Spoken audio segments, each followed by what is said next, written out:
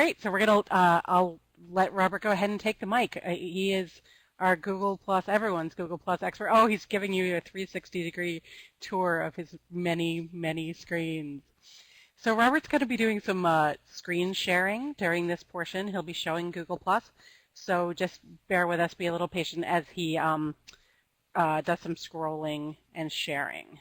So I'm going to bring down the slide, Robert, and when you're ready, you can go ahead and take over the screen share. Sure, and I'm going to be showing, what my Twitter looks like. That's my Twitter there, and it's getting a new tweet every 10th of a second, and what Facebook looks like, and then what Google Plus looks like. And we're going to talk a little bit about all three and answer your questions about where I see these things going. So the first thing I wanted to do was just compare and contrast those three. So let me just pull a screen up. Hopefully it all works okay. I'm going to make it small so it works on everybody's screen. Hold on, just great.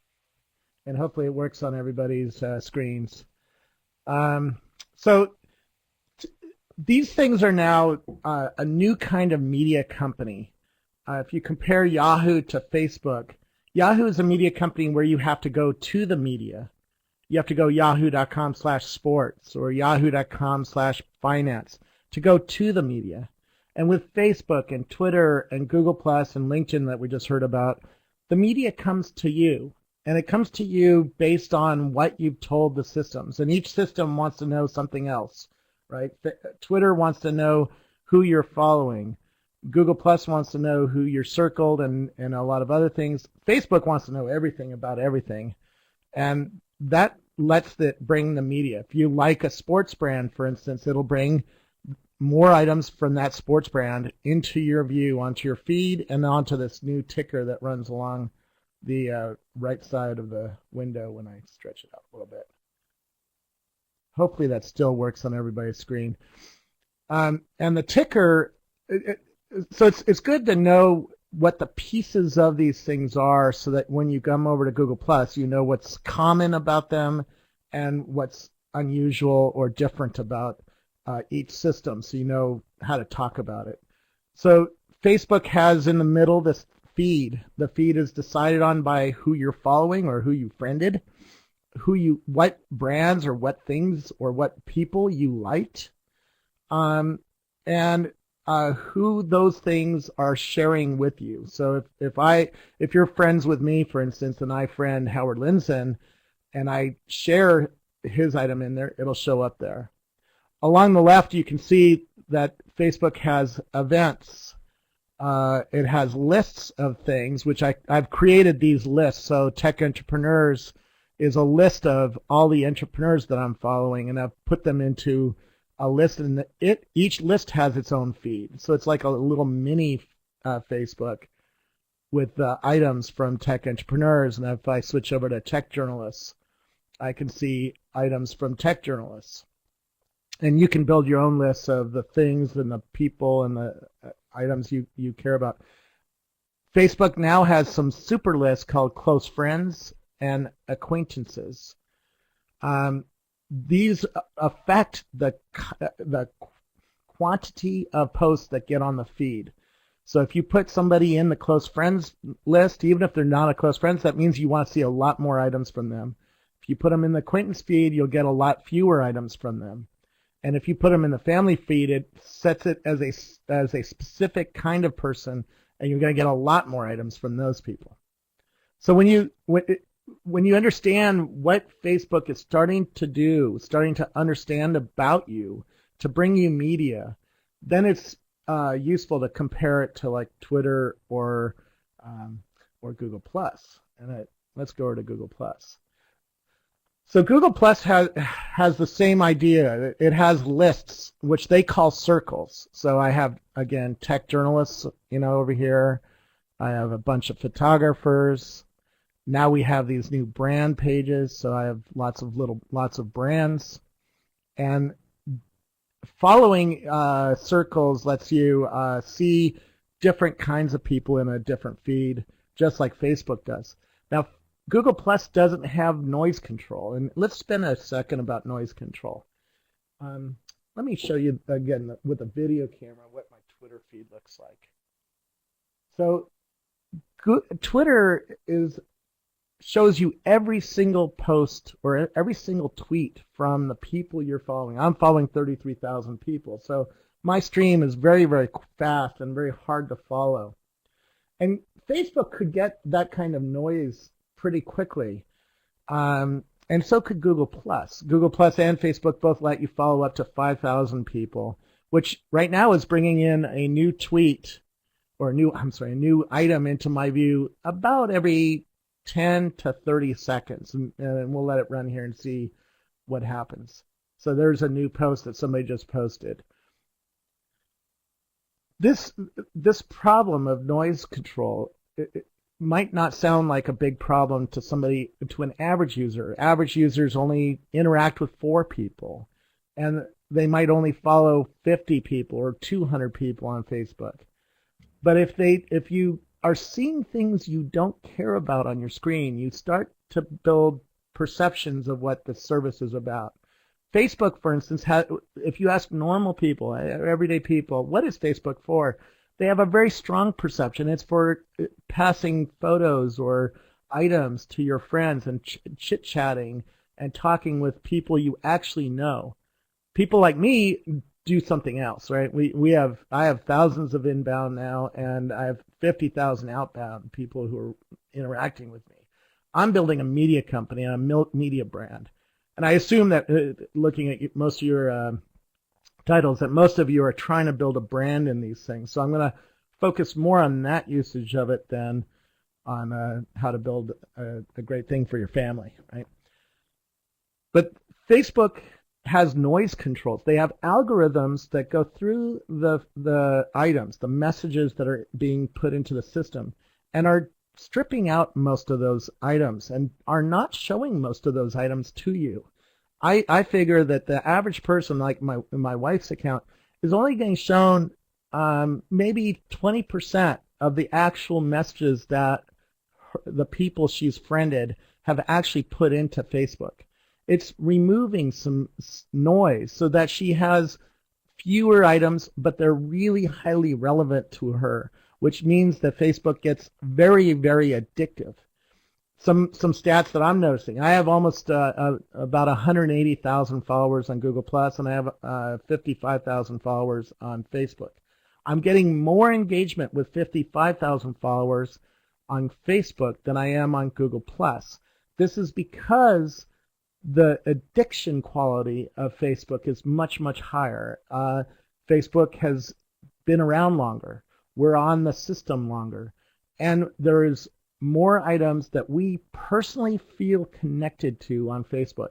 And it's going to take time for us to build the circling behaviors. I've spent about 200 hours in my circles going through tens of thousands of people looking for journalists or developers or photographers, people I care about to show up on the screen. And not very many people are going to be willing to do that. So I'm going to be a little nasty to Google Plus because I want you to know where you should spend some time and why you should spend some time. Just because their engagement level isn't as high today doesn't mean you shouldn't be investing time in Google Plus. Google Plus has a much better search engine, and Google Plus is hooked into all the other Google offerings and will be hooked in better with them over time. I know a little bit about the roadmap coming, and already we've seen they've slowly integrated better and better with Gmail and with this new notification button, which shows more and more items. And you can see across the top that it's integrated into my Google experience. So even if I click on Google Mail, I will still see that black bar, and I'll still see Google Plus over here on the top left. The items and let's compare this to Twitter a little bit. So let me pull up Twitter. Let's just go to twitter.com. If you go to Google Plus has the posts have a few attributes that tweets don't have. First of all, you can see that there's photography and multiple photos in some cases.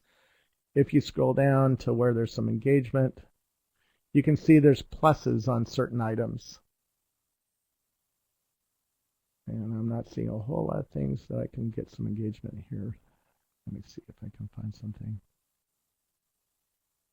Now let me do a little search. So Trap It is a video I put up this morning. There's a really nice search engine built into here, and you can see items with a high degree of engagement show up very high in their search engine. So this is why I've spent the last 6 months or 5 months investing time to build out my social graph here, to get followers, to comment on people's blogs, to build some reciprocity so that people come back to my items and click that +1 item or reshare it or comment on it. There are some interesting things that are fun on a highly shared item. You can click this new thing called ripples, and let me go back and do that again so you can watch. Each post has a little drop-down menu, and you can see ripples here. And ripples show you who has shared this item, what they've said about it, and who has highly influential audiences of their own. So if somebody reshared it, like let's say James Robertson reshared this, and somebody shared it after he did, it would have shown a whole nother branch off of that. Let me see if I can find an example of that. So let me back up just to give you some context of what you're looking at. Each page or each account here has the same fundamentals as Facebook. We have a profile page where you can come and see everything that I have done. So this is my page. These are all the posts I've made. And here we find an item that has a lot of +1s, a lot of shares, and a decent amount of comments. You can edit these posts, because if you made these posts, you can edit the post. You can delete the post. You can link to this post, so you can grab the permalink and take it over to your blog and link to it, or take it over to Facebook or LinkedIn or Twitter and link to it. That's what I do a lot of times to drive traffic to my posts. You can disable comments if you don't want comments on this specific thing. You can lock this post, which effectively does the same thing. And then you can view the ripples. Let's just view the ripples on this one. So here you can see who was the originator of this item, and I reshared this downstream. So Mark originally shared this item, and then Google Plus shared it. The Google Plus brand page shared it, and then I shared it. And then you can see after I shared it, a couple of other people, well, a lot of people shared it on their pages, but these are people who don't have big audiences. But this guy got reshared once or twice, and that's a lot of fun. You can sort of see who else in the network is worth following. And Joseph Smar, for instance, works at Google Plus, and he works on the API team. I don't know Jonathan Younger, so let's go click over to him. Oh, he's one of the chief architects.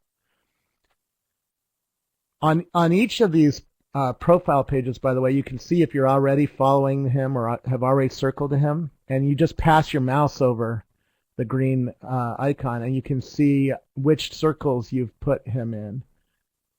So he's an executive, so I can put him on my tech executive circle as well, and now his items will show up in my tech executive circle. This is why one reason it was so addictive the first week, because it was so easy to follow people, to find people to follow, and when you found somebody to follow, you could easily add them to your circles. And in fact, let's go to Ryan Ziegler's account here. You can see over on the left side who we're following in common. So these are people that both Ryan and I are following. And you can see how many people have already circled Ryan. And so 11,000, 12,000 people are following him. Now he's blocked the ability for me to see who he is following, which is interesting, other than our in common.